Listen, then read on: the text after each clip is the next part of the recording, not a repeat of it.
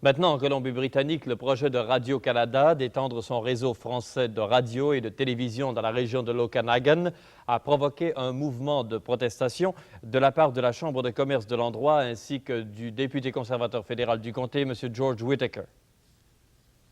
La riche petite ville de Kelowna, qui habite un climat chaud et sec, permet la culture de fruits, notamment le raisin utilisé dans la production des vins de marque Kelowna.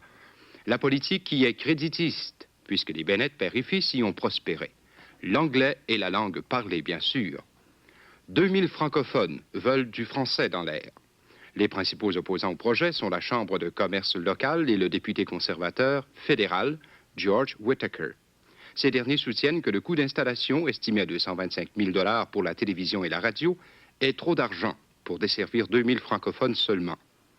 Le coût d'entretien annuel, établi à environ 12 000 $, est sous-estimé, ajoutent les contestataires. La prise de position de la Chambre de commerce a soulevé un vif débat. Les commentaires entendus lors d'une émission de Ligne ouverte peuvent se résumer en une seule question.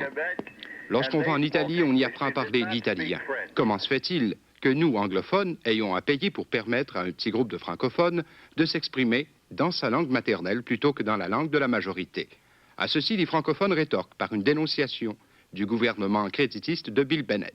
La situation économique britannique au point de vue de l'enseignement est à peu près désespérée en ce qui concerne notre gouvernement. Pourquoi? Parce que pour la bonne raison que le français n'est pas reconnu comme langue officielle pour enseigner à nos enfants. Par contre, on se plaint constamment du Bill 22 au Québec, etc., etc., alors que le Québec n'a jamais dénié aux Anglais leur droit d'éducation français. Ici, en Colombie-Britannique, c'est une honte.